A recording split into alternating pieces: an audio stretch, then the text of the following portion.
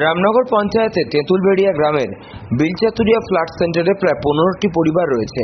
এই গ্রামে প্রায় 40টি পরিবার বন্যা দুর্গত হওয়ায় দুর্বিষহ অবস্থার মধ্যে দিয়ে দিন কাটাচ্ছেন। এর মধ্যে উচ্চ মাধ্যমিক পরীক্ষার্থী সহ প্রচুর পড়ুয়া সেন্টারের মধ্যে বসে পড়াশোনা করছে। এলাকায় বিষধর সাপের উপদ্রব দেখা যাচ্ছে। স্বাস্থ্য দপ্তরের পক্ষ থেকে পর্যাপ্ত পরিমাণে ওষুধের ব্যবস্থা করা হয়েছে। সাপের কামড়ের ভ্যাকসিন, সর্দি, জ্বর, কাশি ওষুধ সহ জরুরি পরিষেবা দেওয়ার জন্য স্বাস্থ্য দপ্তরের লোকেরা থার্ড সেন্টার এবং বাড়ি বাড়ি ঘুরে খোঁজ নিচ্ছেন। এদিন ফ্লাড সেন্টারে এসে হাজির হন উত্তর চব্বিশ পরগনা জেলা পরিষদের সভাধিপতি নারায়ণ গোস্বামী, স্বাস্থ্য ও পরিবেশ কর্ম অজিত সাহা, গাইঘাটা পঞ্চায়েত সমিতির সভাপতি ইলা বাগচি, HDO বনগাঁ উর্বি ঘোষ, বিডিও নীলাদ্রি সরকার সহ প্রশাসনিক কর্তারা ফ্লাড সেন্টারে এসে বন্যা দুর্গতদের সঙ্গে কথা বলে আশু ব্যবস্থা নেওয়ার নির্দেশ দেন সভাধিপতি। শান্তনু বিশ্বাসের রিপোর্ট, চ্যানেল 24/7। গাইঘাটায় জায়গাটার নাম কি? যাই হোক, আজকে এখানে তেঁতুলবেড়িয়া বিলচাতুরিয়া ত্রাণ শিবিরে উপস্থিত হয়েছি। এখানে আমরা দেখলাম যে অনেকগুলো পরিবার এখানে আছে। গতকালকে কম ছিল, আজকে এর থেকে বেড়েছে। আমরা আগেও বলেছি যে মাননীয় মুখ্যমন্ত্রী মমতা বন্দ্যোপাধ্যায়ের নির্দেশে আমরা এসছি। জেলা পরিষদের আমি সভাধিপতি, আমাদের জনস্বাস্থ্যের কর্মাধ্যক্ষ আছে, ত্রাণ শিশু নারীর কর্মাধ্যক্ষ আছে, জেলা পরিষদের মেম্বার অভিজিৎ আছে, ইলা বাগচি পঞ্চায়েত সমিতির সভাপতি আছে, এছাড়াও BDO, SDO, BDO, OC, BMH সমস্ত আধিকারিকরা আছেন।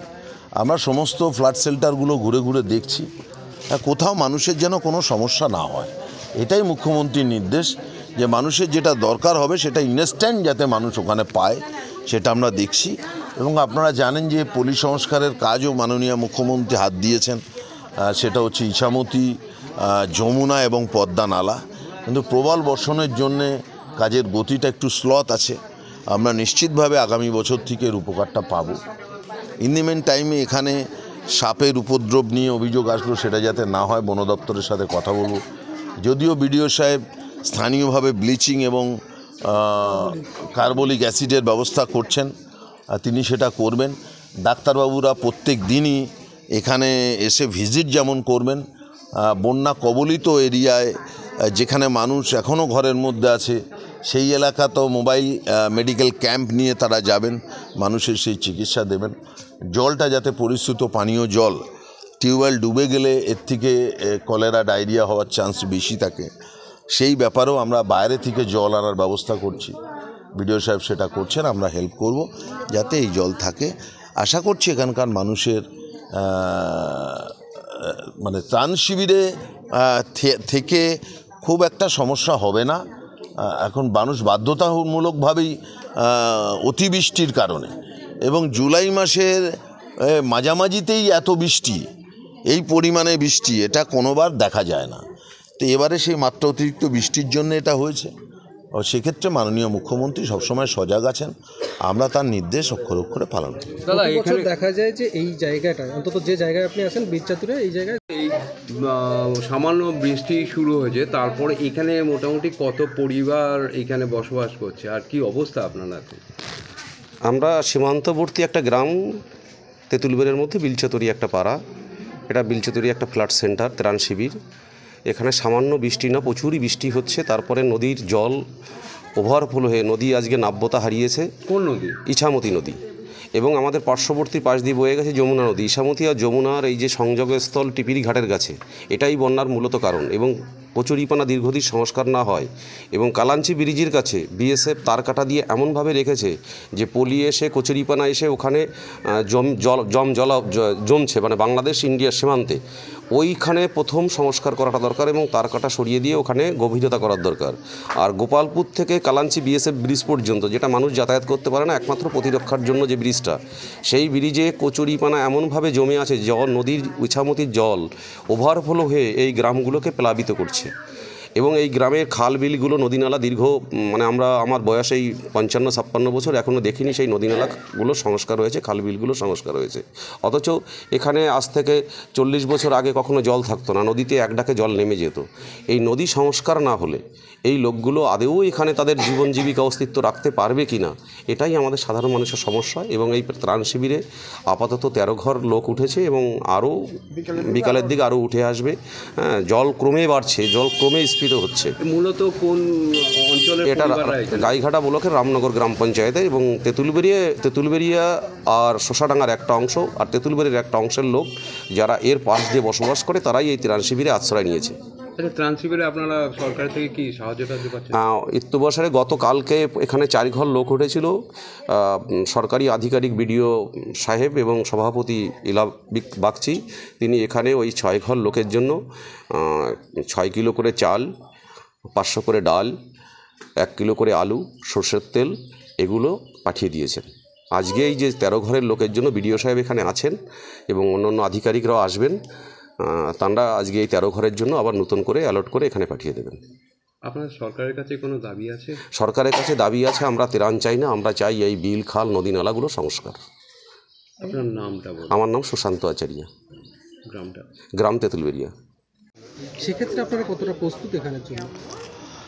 অ্যাকচুয়ালি যদি আপনি উত্তর 24 পরগনার ভূগোল দেখেন তাহলে উত্তর 24 পরগনা জেলাটা হচ্ছে কচ্ছপের পিঠের মতো।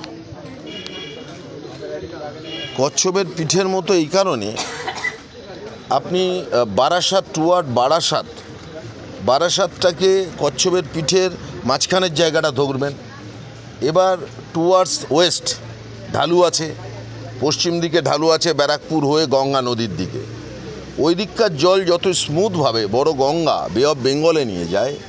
এবার বারাসাত থেকে যেটা পূব দিকে ঢাল আছে বাংলাদেশের দিকে, এই ঢাল এই এত পরিমাণ বিস্তীর্ণ এলাকার জল একা ইছামতি, যমুনা, পদ্মা গিয়ে ইছামতি, সরু ইছামতি, এরা এটাকে ফেলতে পারে না। বেশি পরিমাণ জল স্বল্প পরিসরের নদী দিয়ে যেতে গেলে এলাকা, পার্শ্ববর্তী এলাকা জলমগ্ন হবে। সেই বিষয়টা কিন্তু এখানে আছে। অর্থাৎ একটা প্রকৃতিগত অসুবিধাজনিত কারণে আমাদের এখানে জলমগ্নটা হয়। তথাপিও মাননীয় মানবিক মুখ্যমন্ত্রী চেষ্টা করছেন নদীর পলি উত্তোলনের মধ্যে দিয়ে যত বেশি সংখ্যক মানুষকে রিলিফ দেওয়া। তার কাটা বরাবর যে কচুরিপানা আটকে গিয়ে জল প্রবাহটা নষ্ট হচ্ছে, মূলত বিএসএফেরই কর্তব্য এটা, তো কি বলবেন? এটা আমি জেলা শাসক বিএসএফের সাথে জেলা শাসকের কোঅর্ডিনেশন কমিটির মিটিং হয়, আমি গাড়িতে উঠেই মাননীয় ডিএম সাহেবকে ফোন করে বিষয়টা বলবো যাতে আজকালের মধ্যে ওইটাকে উঠিয়ে দিয়ে ওরা অন্য কোনো ব্যবস্থা করে। এমন ব্যবস্থা করুক, দেখুন চোরা কারবারিদের কোনো সুযোগ করে দেওয়া নয়, সেটা তো প্রতিহত করতে হবে। কালো বাজারি বা চোরা বাজারি এটাকে বন্ধ করতে হবে, কিন্তু জল যাতায়াতটা যাতে নিশ্চিত করা যায় সে বিষয়ে জেলা শাসককে আমি বলব। গাইঘাটা ব্লকের শিমলপুর, সুটিয়া, রামনগর এবং জাউডাঙ্গা এই জায়গাগুলি প্রতি বছর জলে ডোবে। স্থানীয়দের যে দাবি আছে, ইছামতি নদীর একটা সমস্যা সংস্কার না হওয়া, টিপির বাঁধের কারণেও জল জমছে সুটিয়া এলাকাতে। গত বছর সাধারণ মানুষ টিপির বাঁধ কেটেছিল, এটা নিয়ে কি আপনারা স্থায়ীভাবে কোনো কিছু নিয়ে ভাবছেন? দেখুন, আমি নিজে স্বরূপনগরের ছেলে, টিপির বাঁধ কাটলেই যে সব সমস্যা মিটবে বলে আমি অন্তত ওই এলাকার মানুষ হিসেবে মনে করি। নদীতে পলি সরাতে হবে, যমুনা, পদ্মা নালা এগুলোকে সংস্কার করতে হবে এবং সেই সংস্কার করতে গেলে যে সময়ের দরকার, মুখ্যমন্ত্রী অলরেডি প্রত্যেকটা কাজে হাত দিয়েছেন।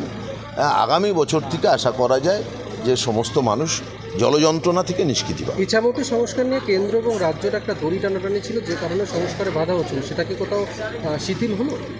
1 পয়সাও কেন্দ্রীয় সরকার দেয়, রাজ্য সরকার করছে, পুরোটাই রাজ্য সরকার করছে। কেন্দ্রীয় সরকার সবসময় বড় বড় বুলি দেন। কেন্দ্রীয় সরকারের যারা এখানকার এমপি আছেন তিনি বড় ভাষণ দিয়ে থাকেন, কিন্তু কাজের কাজ কিছু না, ভাষণেই তার বক্তব্য সীমাবদ্ধতা। কাজ করে দেখান, নদী সংস্কার হবে, এ হবে, সে হবে। এই নদী দিয়ে নাকি বাংলাদেশের সঙ্গে জাহাজ চলাচল করবে। জাহাজের যে পরিকাঠামো, জলের ওপরের অংশটা তো দেখা যায়, তলায় কতটা এটা মাননীয় সাংসদ জানেন কি? ইছামতির নাব্যতা দেখুন আর জাহাজের তলদেশটা দেখুন, দেখে তারপরে বলুন। এইসব কিছুতে টান টোন দিয়ে এইসব বাক্য বেরোয়, দিবা স্বপ্ন দেখাচ্ছে মানুষ। না কিছুতে টান দিয়ে এইসব শব্দগুলো বেরোয়। দাদা এখানে প্রচুর